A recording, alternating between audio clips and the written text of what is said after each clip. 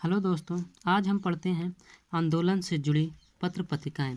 केसरी और मराठा। केसरी मराठी भाषा की पत्रिका थी और मराठा अंग्रेजी भाषा की थी। जो केसरी थी ये दैनिक पत्रिका थी और मराठा साप्ताहिक पत्रिका थी। ये बाल गंगाधर तिलक की पत्रिका थी। कॉमनवेल्थ और न्यू इंडिया अंग्रेजी भाषा की पत्रिका है। इसे एनी बेसेंट ने लिखा है। Bombay Chronicle BG Horniman की पत्रिका है। भारत समर्थक थे। ये क्या थे? भारत समर्थक थे। तिलक की विचारधारा क्या है? स्वराज कोई पका फल नहीं। ये कहते हैं स्वराज कोई पका फल नहीं है जो आपके मुंह में आ गिरेगा। इसे हमें स्वयं संघर्ष द्वारा प्राप्त करना होगा। इसे क्या है? इसे हमें स्वयं संघर्ष द्वारा प्राप्त करना होगा। जब हम स्वशासन की बात करते हैं, तिलक कहते हैं कि जब हम स्वशासन की बात करते हैं तो हमारा अर्थ क्या है कि हम अपने घर के स्वामी हैं। हम अपने घर के क्या हैं? स्वामी हैं। और उसका शासन हम स्वयं चलाएंगे। हम स्वयं चलाएंगे। हम अंग्रेजी सत्ता में रहने को तैयार हैं। क्या कहते हैं? हम अंग्रेजी सत्ता में रहने को तैयार हैं, लेकिन हमें कोई निम्न स्तर स्वीकार नहीं है। और कहते हैं लेकिन हमें कोई निम्न स्तर स्वीकार नहीं। हम भेड़ों के बीच पले हुए सिंह के शावक हैं। और कहते हैं कि हम भेड़ों के बीच पले हुए शेर के बच्चे हैं और अब हमें पता चल गया है कि हम कौन हैं। और फिर कहते हैं और अब हमें पता चल चुका है कि और अब हम कौन हैं। होम रूल आंदोलन का स्वरूप कैसा है? तिलक और एनी बेसेंट पूरे भारत का दौरा कर रहे थे। जो तिलक और एनी बेसेंट ये पूरे भारत का दौरा कर रहे थे। रैली जुलूस जनसभाएं आयोजित की जा रही थी। क्या? रैली जुलूस और जनसभाएं आयोजित की जा रही थी। होम रूल को जन जन तक पहुंचा रहे थे। जो होम रूल है इसको जन जन तक पहुंचा रहे थे। पत्र पत्रिकाएं, पर्चे, पोस्टर बांटे जा रहे थे। सभागार, कक्षाएं, पुस्तकालय आदि बनाए जा रहे थे। जो सभागार, कक्षाएं, पुस्तकालय आदि बनाए जा रहे थे। सरकार की तीखी आलोचना की जा रही। सरकार की क्या है? तीखी आलोचना की जा रही थी। सदस्यों की संख्या लगातार बढ़ती जा रही थी। सदस्यों की संख्या क्या है? लगातार बढ़ती जा रही थी। होम रूल आंदोलन के परिणाम, इसके परिणाम क्या निकलते हैं? सरकार दबाव में आ गई। सरकार क्या होती है? दबाव में आ जाती है। तिलक और एनी बेसेंट की सभाओं पर प्रतिबंध लगा दिया गया। किसकी? बाल गंगाधर तिलक और एनी बेसेंट की सभाओं पर प्रतिबंध लगा दिया गया। दिल्ली प्लस पंजाब में तिलक के प्रवेश पर रोक लगा दी। दिल्ली और पंजाब क्षेत्र में बाल गंगाधर तिलक के प्रवेश पर रोक लगा दी गई।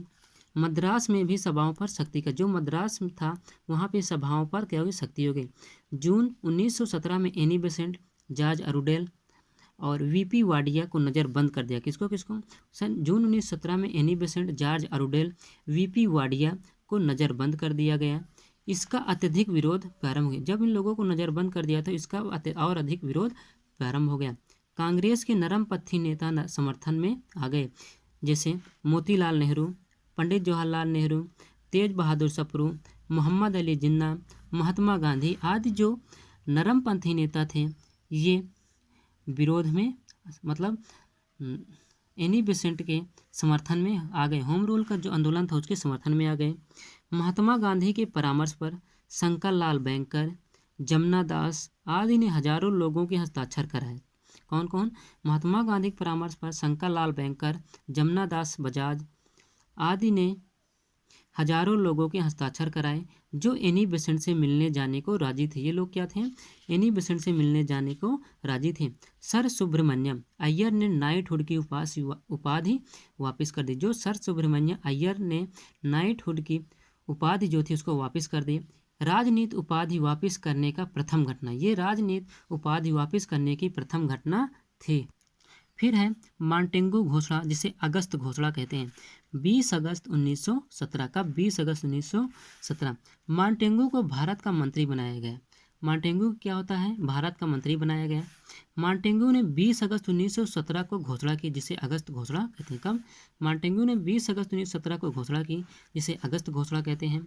भारतीयों को शासन में क्रमिक रूप से प्रतिनिधित्व बढ़ाया जाएगा। भारतीयों के शासन में क्रमिक रूप से प्रतिनिधित्व बढ़ाया जाएगा और उचित समय पर यह सरकार के निर्णय से होगा। और उचित समय पर क्या होगा? यह सरकार के निर्णय से होगा। दिसंबर 1917 में एनी बेसेंट को रिहा कर दिया गया। कब? दिसंबर 1917 में एनी बेसेंट को रिहा कर दिया गया। बाल गंगाधर तिलक ने 1917 में कलकत्ता अधिवेशन की अध्यक्ष एनी बेसेंट को बनाए जाने का प्रस्ताव रखा। जो बाल गंगाधर तिलक ने 1917 में कलकत्ता अधिवेशन में इन्हीं बेसेंट को अध्यक्ष बनाए जाने का प्रस्ताव रखा और 1918 में कांग्रेस का पुनः विभाजन हो जाता है। इसके बाद है भारत में गांधी युग। भारत में गांधी युग के बारे में हम कल पढ़ेंगे।